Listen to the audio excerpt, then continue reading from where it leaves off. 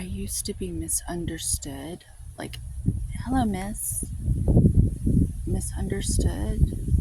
You know, uh, going around playing a character that I could tell everybody would like feel comfortable around because I'm really good at it.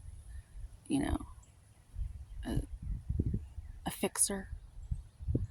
Well, now I'm Miss Necessary, and I'm gonna hold you accountable, and you're not probably gonna like that. But I assure you, it will help you get better, and it will make you grow stronger.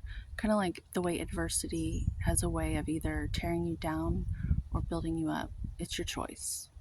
So now I'm Miss Necessary.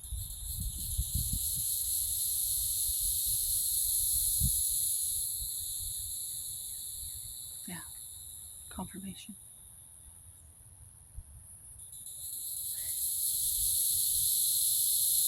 I'm just like all the other stuff out here. I'm the wild known, okay? I read from,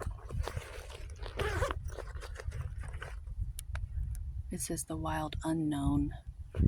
The key is to get to know your wild.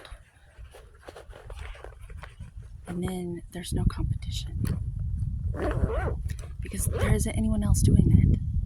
So get to it.